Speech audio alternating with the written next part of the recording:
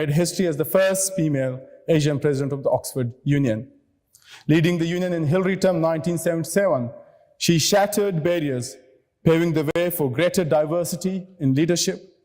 She later achieved an even greater milestone, becoming the first woman to lead a Muslim-majority nation, dedicating her life to democracy, equality, and justice. Her courage and unwavering commitment to democracy continue to inspire generations worldwide.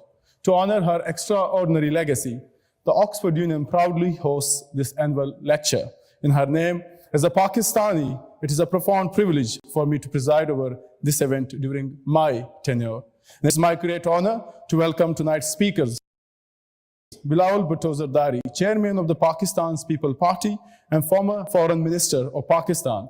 Bilawal carries a forward legacy of leadership and public service. As a fellow, an alumnus of Oxford and a member of the Oxford Union, he stands at the forefront of Pakistan's political landscape. Please join me in welcoming Bilawal Bhutto Zardari.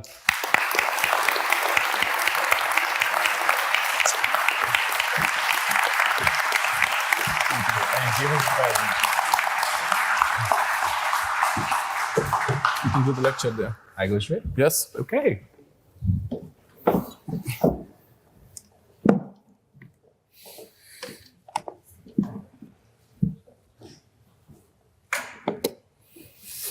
Good evening, everyone. It's such an honor and a privilege to be back here at Oxford University. Before I start with my memorial lecture, I want to take a moment to recognize that our very able, capable president of the Oxford Union is also from Pakistan, but at the same time, the librarian of the Oxford Union is also from Pakistan. The treasurer of the Oxford Union is also Pakistani.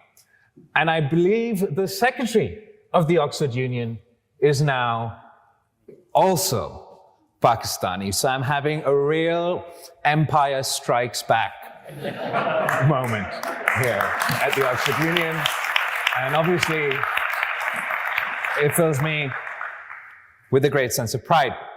My mother, Shaheed Mohtamma Benazir Bhutto, was born on the 21st of June, 1953.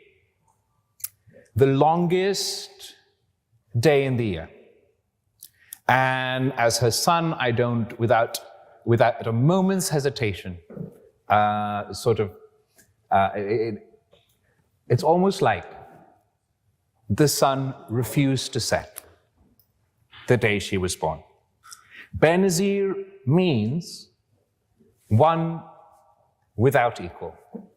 And that she really was.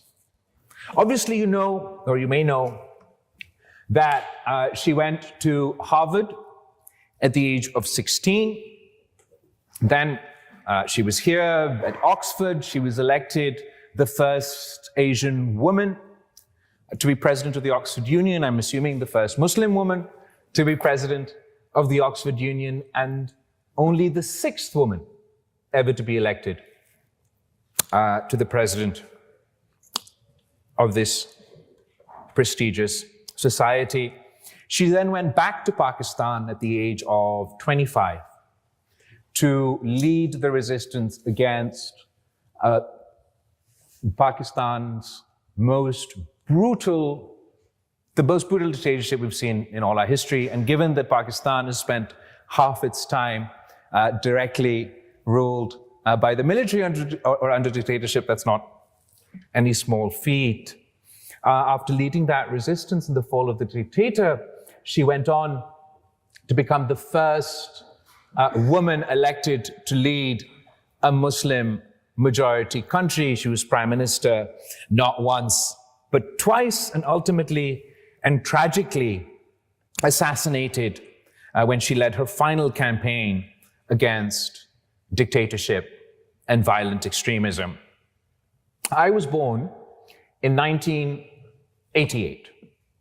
And in that 1 year, my mother finished her first book, gave birth to her first child, and led and won her first national election campaign and became the Prime Minister of Pakistan, all at the age of 35. In 1990, she was the Prime Minister of Pakistan for the second time.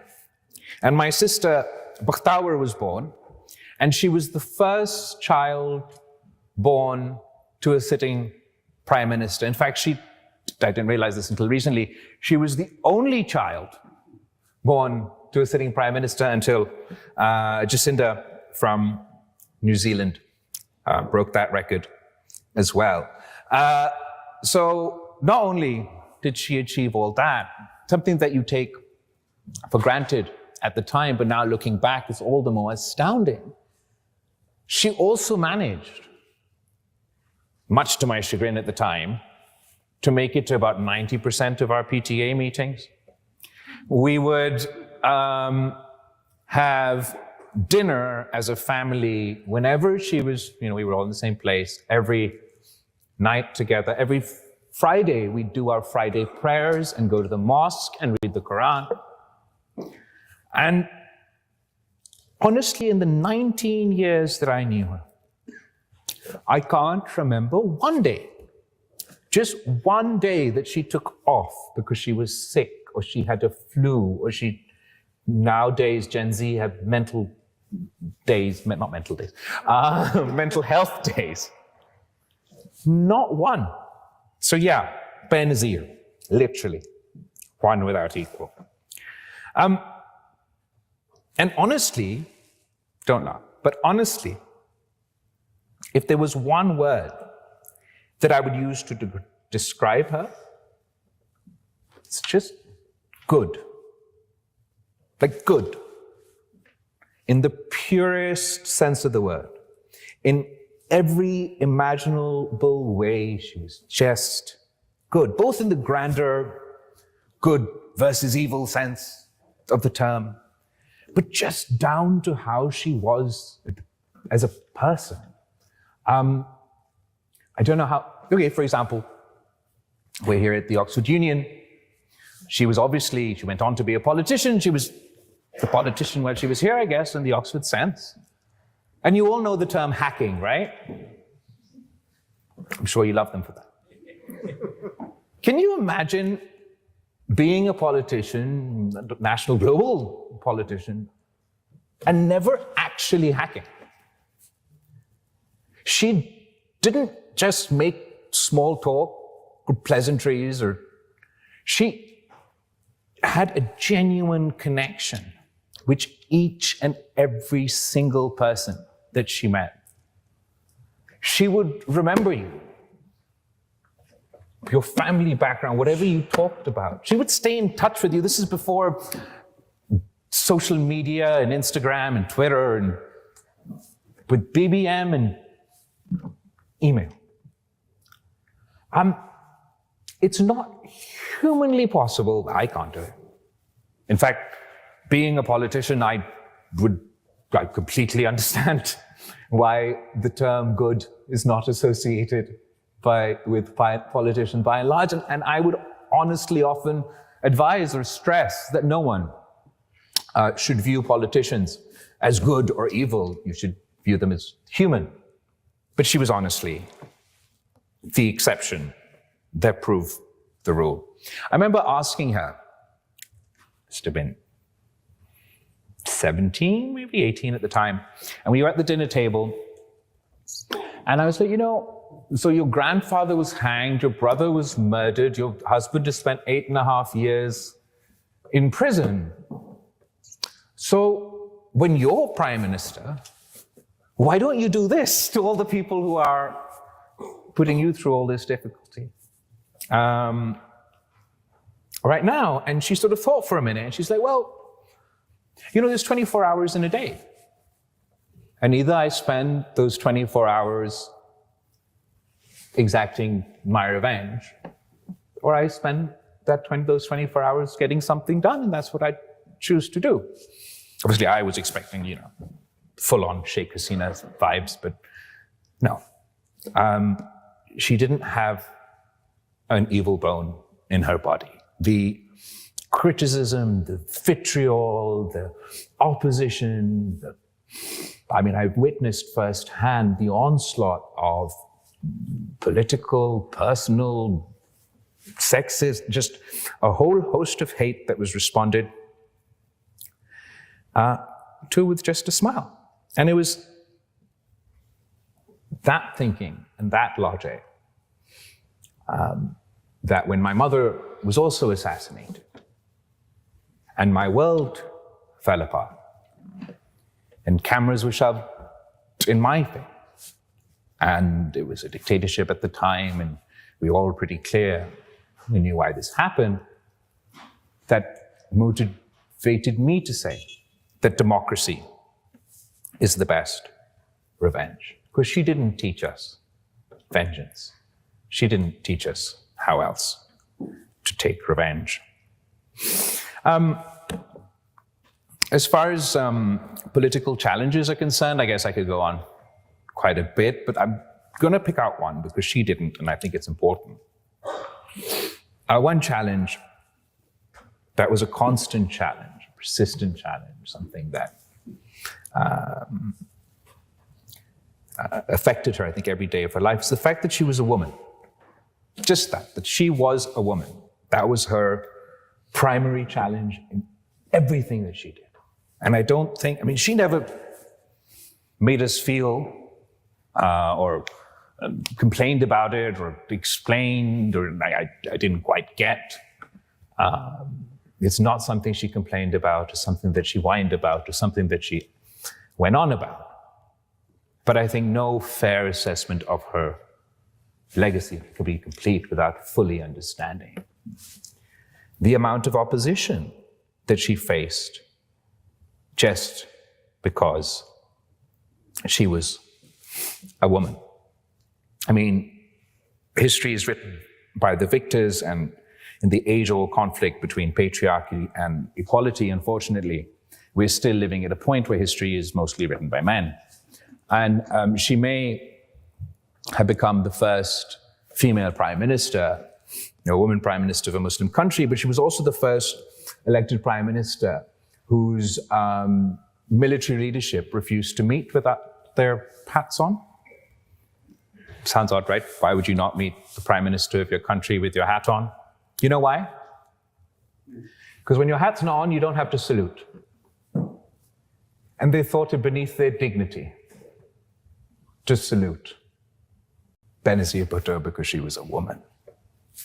The entire opposition, what was the big rallying cry? Late 1980s, 1990s politics in Pakistan. It was that a woman can't lead the Muslim call to prayer, so surely the woman can't be prime minister. A woman can't lead in the mosque, so surely a woman can't be prime minister. What made male politicians ambitious made her greedy. What made male politicians charismatic made her loud. But she took all of this in her stride. She faced it every day of her life, but not once did I hear her make this as an excuse at home or complain that if only I was a man, things would have been a lot easier. So much so, she was a victim of the patriarchy, so much so that one of the justifications of assassination by extremists too was that she was a woman. But as I say, she never mentioned this. She never saw herself as a victim. But obviously, being a woman played a massive role in her life. She just took all of this in her stride. Obviously, as a result of Benazir Bhutto's struggle, since then we've had Pakistan's first female foreign minister, Pakistan's first female speaker, and most recently, the largest province of Pakistan, the Punjab, has elected their first female chief minister. And the funny thing is, it's exactly the same political party whose argument was that a woman can't be prime minister. And that is Benazir Bhutto's victory. That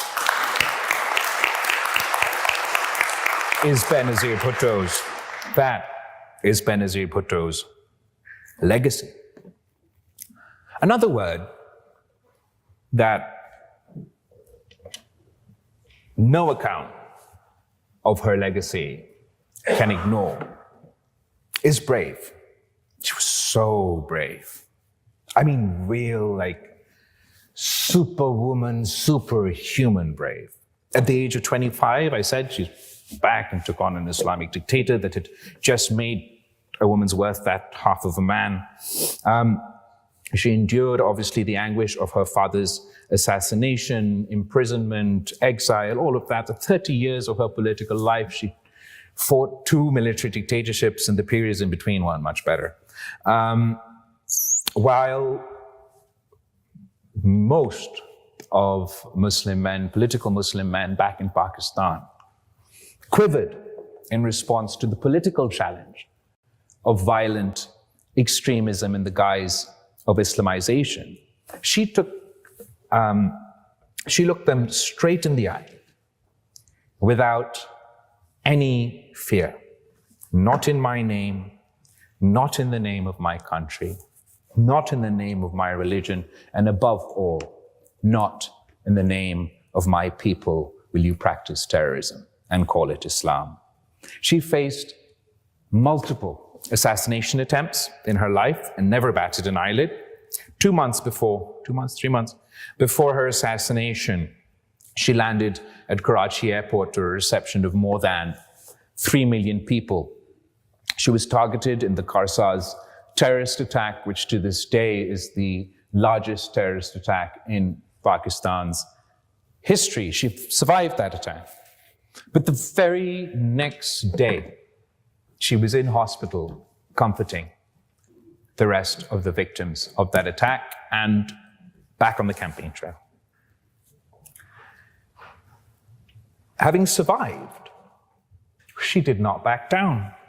In every speech, with one breath, she would challenge the military dictator, and with the other breath, she would challenge the terrorists, with literal bombs going off all around her and threats from the dictator on the other end.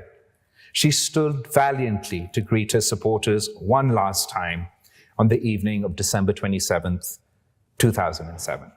She feared no one, nothing. The terrorist feared her. That's why the cowards killed her. The dictator feared her so much that he left her like a lamb to the slaughter. But she, Benazir, the one without equal, knew no fear. And there's this Urdu poem that was written after her assassination, and there's a couplet in it, and it says, "Tum zinda hokar murda ho, wo murda hokar zinda hai," which loosely translated, and my Urdu is not great, so my translation's not that great either, but loosely translated means, even while you live, you are already dead. She lives in spite of death. Here, in the halls of Oxford University, the chamber of the Oxford Union, the United Nations, Westminster, Congress, her political legacy lives on. It inspires young men and women across the world. And of course, there was controversy. In the age before social media, she fell victim to lawfare, character assassination, and a whole host. Up until her dying breath, actually. Ultimately, all such charges were put to rest in the courts of law and have found themselves in the dustbin of history. But regardless, no leader in history worth their salt has come without controversy, and we shouldn't expect the first Muslim woman prime minister to be any different. In fact, she would not have been Benazir had she not been controversial, if she had made no enemies along the way. And that takes me to my favorite Netflix quote from The Crown, which I really think just really said something. You have no enemies, you say. Alas, my friend, the boast is poor. He who has mingled in the fray of duty that the brave endure must have made foes. If you have none, small is the work that you have done. You've hit no traitor on the hip. You've dashed no cup from perjured lips. You've never turned the wrong to right. You've been a coward in the fight. And a coward she was not. Benazir Bhutto's life was not simply a political journey. It was a testament to resilience in the face of adversity, to hope amid despair, to an unshakable belief that the destiny of a nation could and should be shaped by its people. She stood for a Pakistan that was democratic, progressive, and inclusive, a Pakistan that honored its founding principles rather than betrayed them. She was the first woman to lead a Muslim-majority nation, but her fight was never just for women alone. It was for all those who were silenced, all those who were marginalized, and all those who believed in a better tomorrow. When she took the oath of office, she did so with the knowledge that her very existence in that role challenged deep-seated prejudice. And yet she stood firm. She faced conspiracies, military interventions, exiles, and even imprisonment, but she never surrendered. Her belief in democracy was unwavering, but as we have seen, democracy is not an end, it is a process that requires constant vigilance, sacrifice, and courage to speak truth to power. Today, we see democracy under strain across the world. Authoritarian tendencies are on the rise. The voices of the people are often drowned out by the machinery of oppression. Even in countries where democracy was once thought unshakable, we see polarization, disinformation, and erosion of civil liberties. But if my mother's struggle taught us anything, it's democracy is worth fighting for. It's not the privilege of a few, it's a right of all. It's not a gift that is handed down, it is a right that must be constantly reclaimed. Pakistan's own democratic journey has been one of struggle and sacrifice, and yet we persist.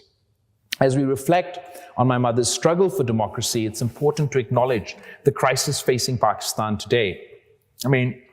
Today's opposition argues that the tools once used against her, political engineering, judicial manipulation, media suppression, are still being deployed. But the context is vastly different. In her time, these tools were wielded to undermine a democratic leader, one who fought for constitutional rule, the supremacy of parliament, and civilian governance. Today, they are allegedly deployed against a populist autocrat whose politics stand in stark contrast to the democratic principles my mother's championed. During the current opposition's time in power, they eroded democratic norms rather than strengthened them. They openly embraced authoritarian tendencies, used state institutions to target their opponents, attacked the judiciary when it ruled against them, and sought to undermine the very parliament they were elected to lead. Their government cracked down on dissent, curtailed press freedoms, and systematically marginalized opposition parties. Even now, while they present themselves as victims of political repression, they fail to acknowledge that the very mechanisms allegedly being used against them were legitimized and weaponized under their own rule. This is not to say that Pakistan's democracy is thriving. Far from it. The political landscape remains fraught with challenges, and the space for genuine democratic discourse continues to shrink. And equating what's going on today with the democratic struggles of leaders like my mother is just not historically inaccurate. It's a dangerous distortion. The fight for democracy is not about individual... That's my glucose monitor, so It's too far away from me. The fight, sorry.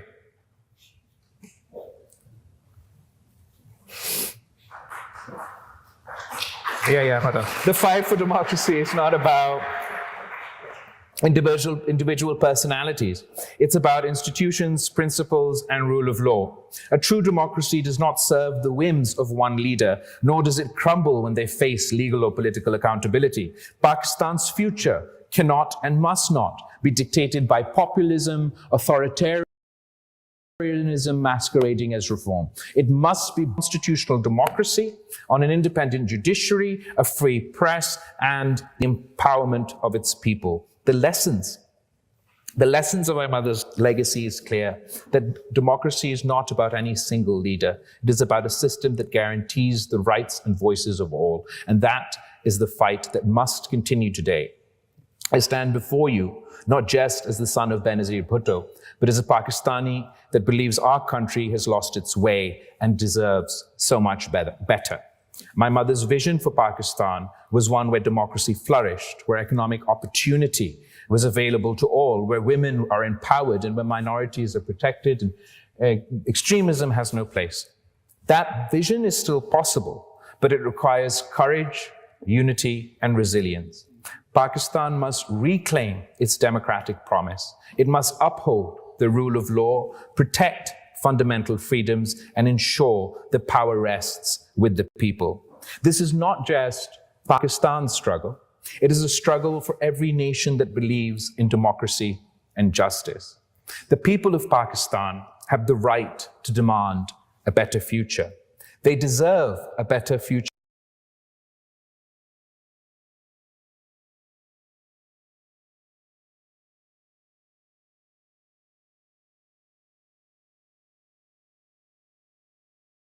than what the Pakistan's populist opposition record shows that they would do if they were back in power, and they deserve better than what the current government is delivering to them today. They also certainly do not deserve another military coup. So what are our options?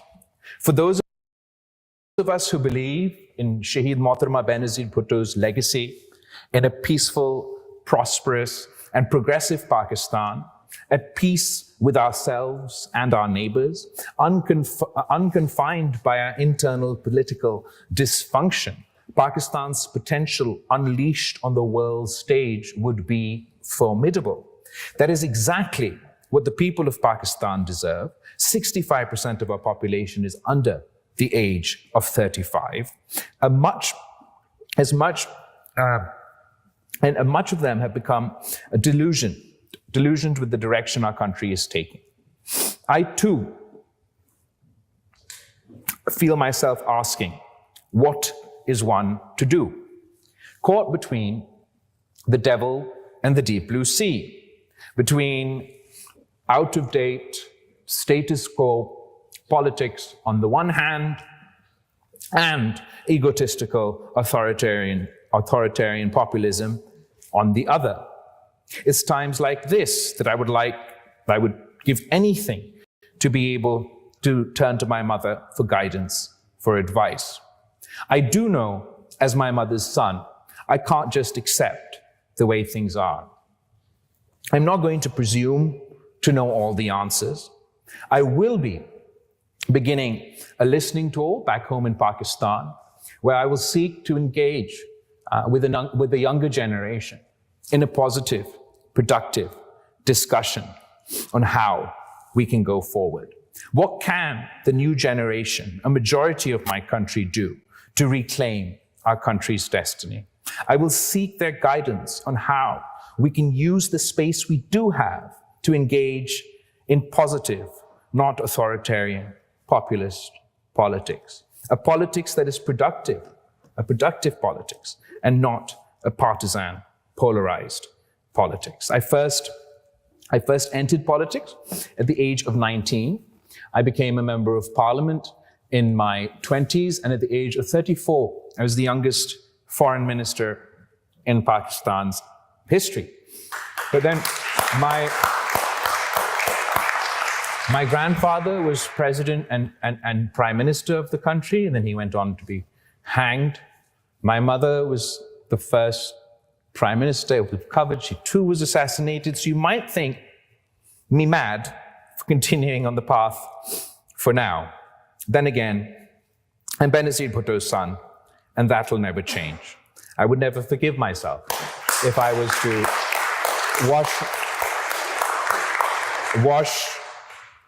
was to wash my hands of everything now, especially given where we are as a country today.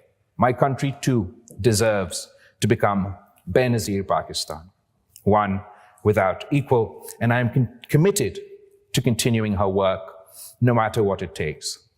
As far as Benazir Bhutto's legacies, politicians leave legacies, and Benazir's politics will have a legacy. But this sort of galaxy's worth of politicians across history, only few managed to do what she has done. And she's moved on into legend.